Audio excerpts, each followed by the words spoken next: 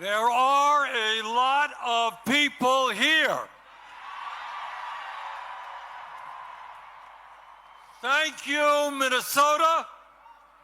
And let me thank Indivisible, Move On, 5051, and all of the organizations that have made this great event possible. And thanks to the millions of Americans from our smallest towns to our largest cities in every state in our country who are gathering today at thousands of rallies.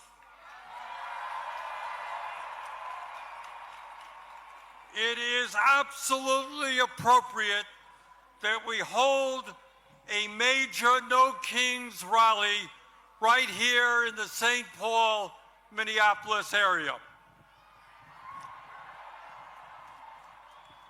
When historians write about this dangerous moment in American history, when they write about courage and sacrifice, the people of Minnesota will deserve a special chapter for themselves.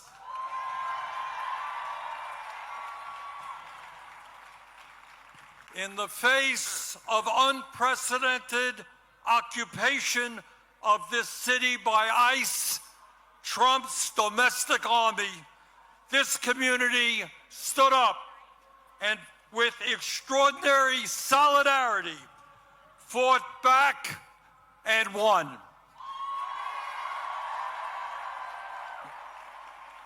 Minnesota showed the American people, and in fact the world, what democracy is about, what grassroots activism is about, and what standing up for the American ideals of freedom and justice is about.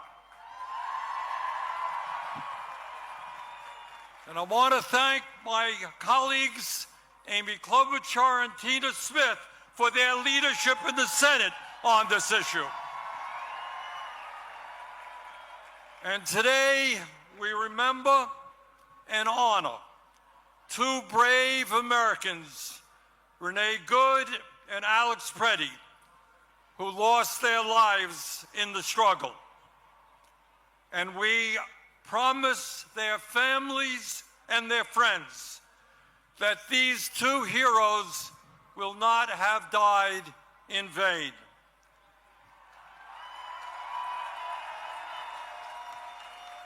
Their sacrifice has inspired and will continue to inspire the American people in the never-ending struggle for justice.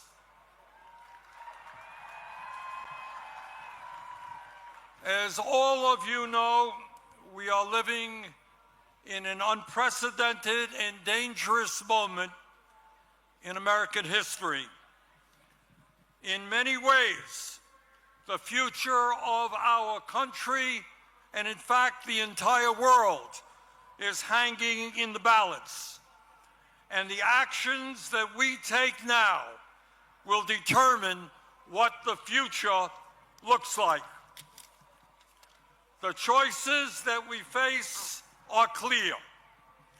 In the wealthiest country in the history of the world, at a time of massive breakthroughs in technology, we now have the opportunity to create a nation in which all people can enjoy a dignified standard of living, where we wipe out bigotry and hatred, and where all of us can live in peace and participate in a vibrant democracy.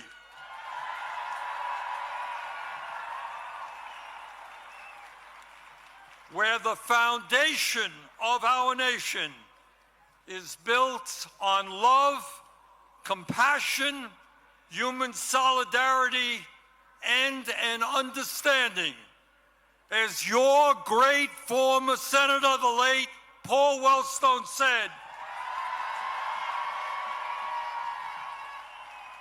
we all do better when we all do better.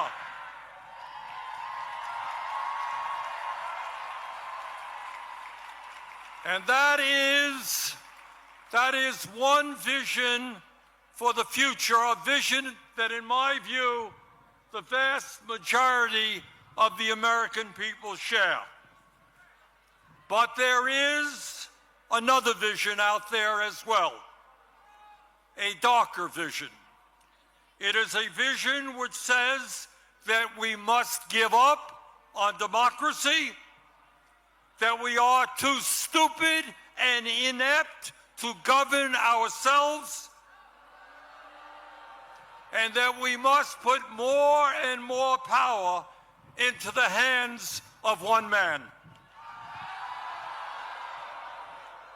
It is a vision that says we should accept an economy in which a handful of oligarchs have unbelievable wealth, while the vast majority of our people struggle to put food on the table. It is a vision that says that the only thing that matters in life is the accumulation of money and power. And that it is okay if we lie, cheat, and steal to achieve those goals. It is a vision which says that we must hate each other because of where we were born. Hate each other because of a different language that someone speaks. Hate each other because of the differences in the color of our skin, or our religion, or our sexual orientation. It is a vision that foments hatred and hatred and hatred, division, division, and division. It is an Orwellian vision which says that we must live in a constant state of fear, that we must always have an enemy, and that we must always be at war. It is a vision which says that we have unlimited amounts of money for bombs and guns and killing, but never enough money to feed our children, provide affordable housing, or enable our parents to retire with dignity. Today, here in Minnesota, in Vermont, and in every state in the country, we say loudly and proudly that as Americans, we will never forsake our heritage. We will never accept authoritarianism. We will never accept oligarchy. And we will never accept a president who is a pathological liar, a kleptocrat, and a narcissist who is undermining the Constitution of the United States and the rule of law every day.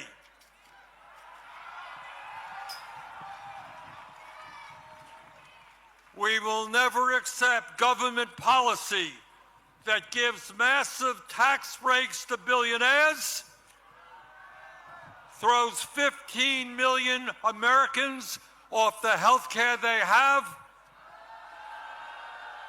breaks unions, denies women the right to control their own bodies, and is pushing the planet closer and closer to a climate crisis.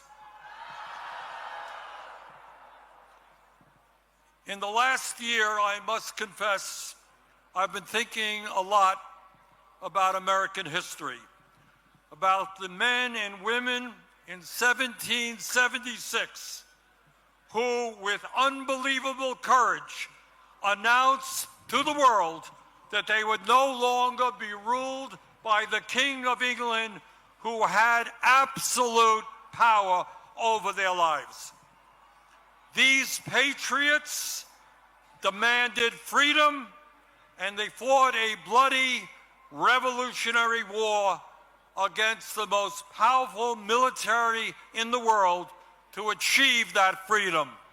And they won.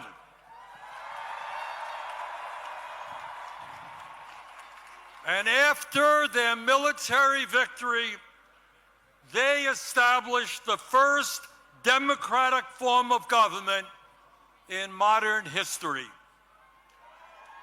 In 1789, they said loudly and boldly to the entire world, here in this new nation of America, we don't want kings.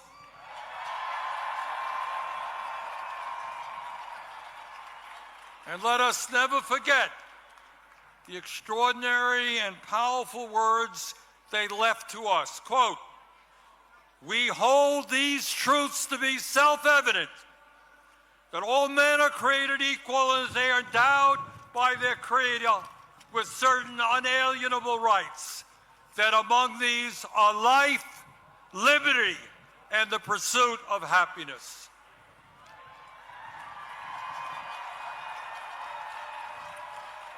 And today, in 2026, our message is exactly the same. No more kings. We will not allow this country to descend into authoritarianism or oligarchy. In America, we, the people, will rule.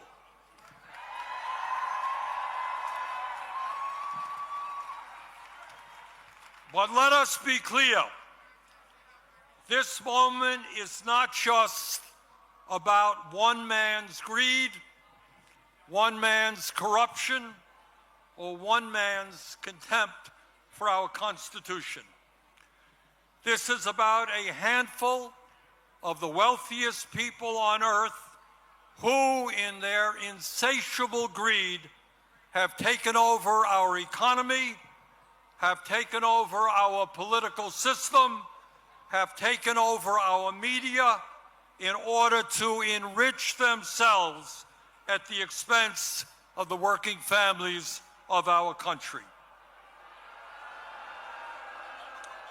Brothers and sisters, never before in American history have so few had so much wealth and so much power.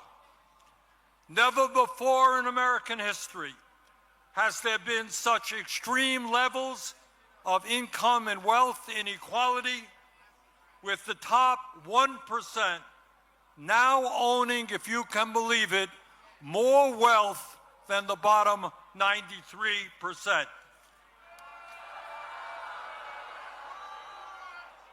Never before in American history had we seen the super rich expand their wealth so rapidly.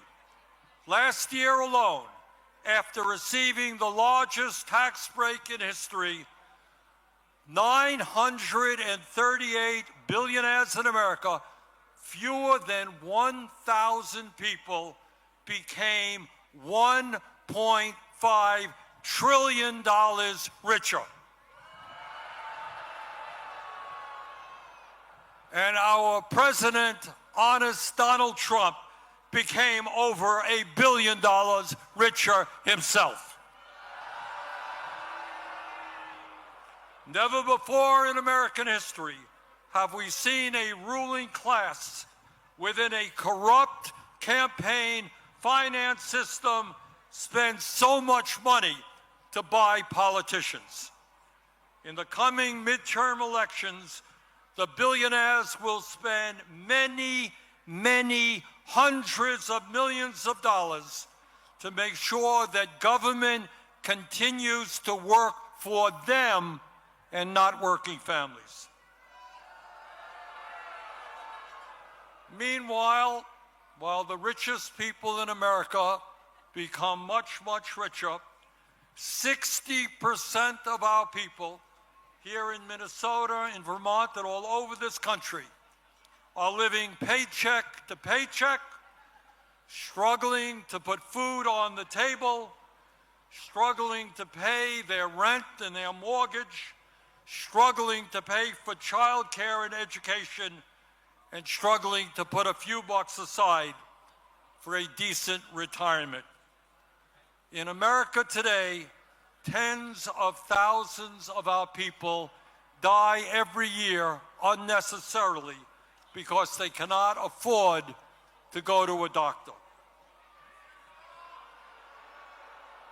And unless we change how our economy works, our younger generation, our kids, for the first time in modern history, will have a lower standard of living than their parents. So today, we not only say no to Trump's authoritarianism, we say no to Mr. Musk, no to Mr. Bezos and Mr. Zuckerberg and Mr. Ellison and all the other multi-billionaires. You cannot have it all. We will create an economy that works for all Americans, not just the 1%.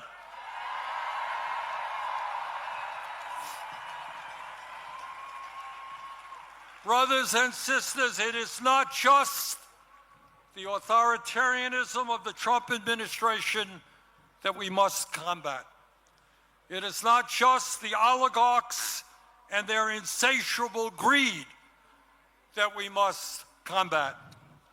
Now, as the news literally of today reminds us, we have got to stop the out-of-control militarism of the Trump administration, whether it is here at home in cities like Minneapolis and St. Paul or abroad.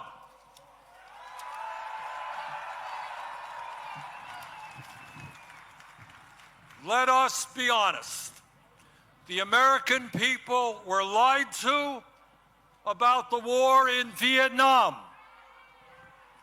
We were lied to about the war in Iraq. And we are being lied to today about the war in Iran. This war must end immediately.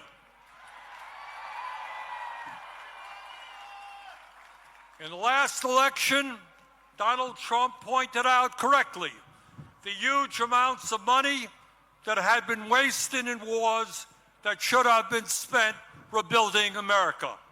He campaigned as a peace candidate, and he promised no more forever wars. He lied. 1 month ago, Trump and his partner, Israeli Prime Minister Benjamin Netanyahu,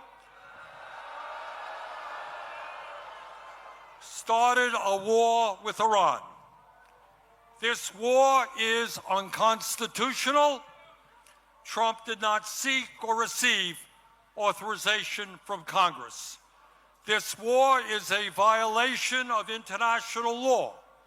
One sovereign nation cannot simply go about attacking another sovereign nation for any reason it chooses.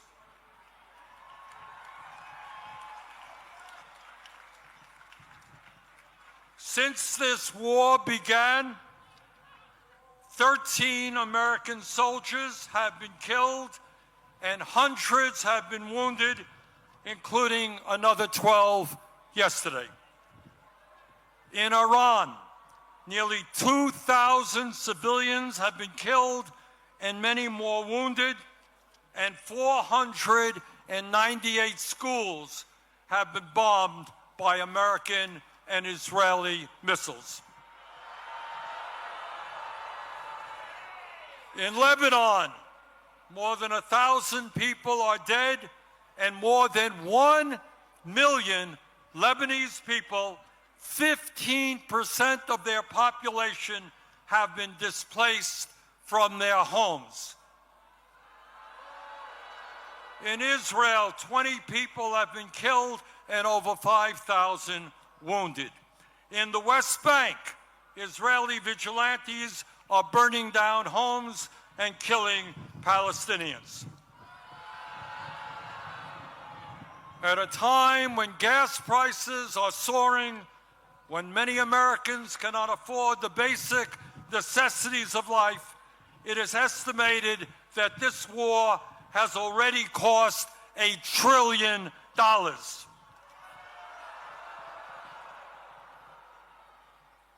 At a time when the American people are politically divided, there is one issue that is bringing us together.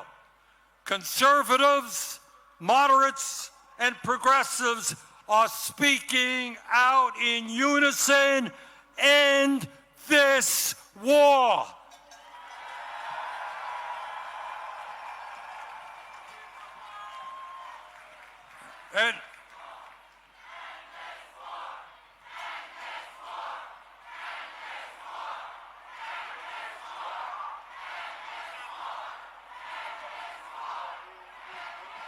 And as a U.S. Senator, I want to just mention to you about what I intend to do about it. First, we have got to make sure that Congress does not send another $200 billion to fight this war. Trump's supplemental appropriation for the war in Iran must be defeated. Secondly, I will be forcing a vote in the Senate on legislation to block the sale of nearly $1 billion in weapons to the Israeli military for bombs and bulldozers.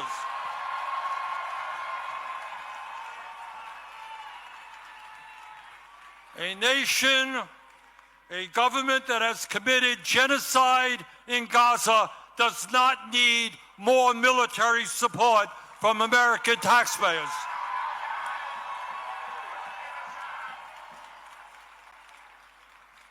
My fellow Americans, we are all proud to live in a country which throughout our history has inspired people throughout the world to struggle for freedom, for democracy, and justice.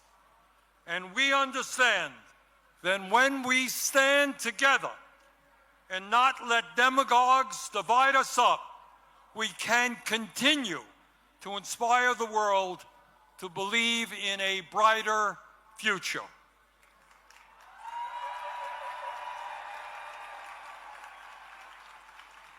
Yes, we can create a vibrant democracy by ending Citizens United and not allow billionaires to buy elections.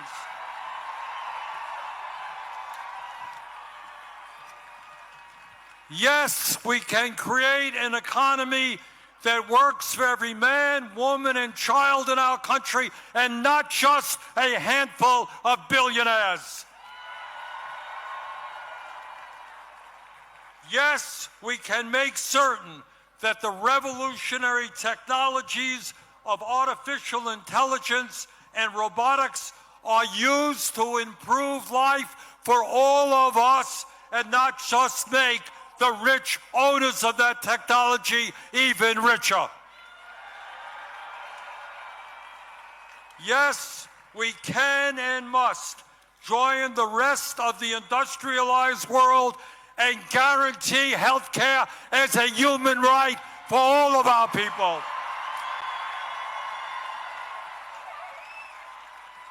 Yes, instead of spending $1 trillion a year on the military, We can wipe out homelessness and build millions of units of low-income and affordable housing. Yes, in the richest country on earth, we can have the best public educational system in the world, tuition-free from childcare to graduate school. Yes, we can expand Social Security and radically improve our pension system so that every senior in America can retire with dignity. Yes, we can raise the minimum wage to a living wage and guarantee every worker the right to join a union. Yes, we can guarantee that every woman in this country has the right to control her own body.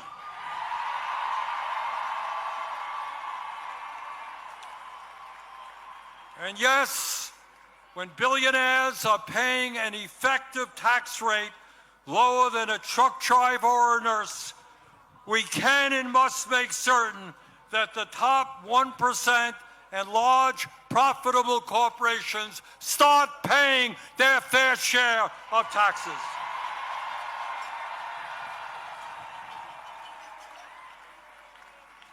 My fellow Americans, the establishment, including the corporate media and many of my colleagues in Congress, want you to believe that you are powerless. They want you to believe that you cannot change the status quo, that because of their wealth and their influence, there is nothing you can do to combat them.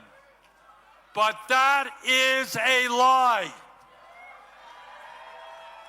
Throughout the history of our country, when Americans have stood up and fought for justice, they have prevailed.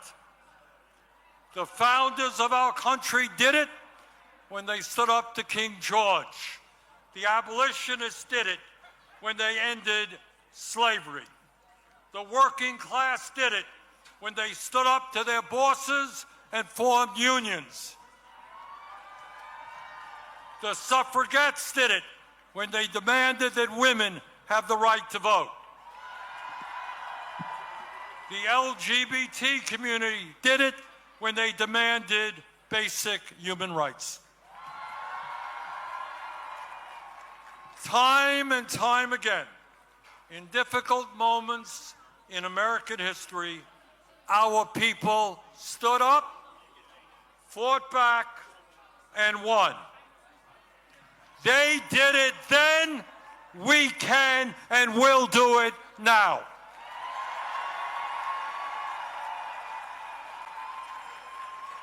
Today, March 28th, 2026, millions of Americans are out on the street demanding freedom, democracy, and justice. But we must make certain today is not the end of our struggle, it is the beginning. Together, when we stand united, we can and will create the kind of nation that you and I know that we can become. Thank you all very much.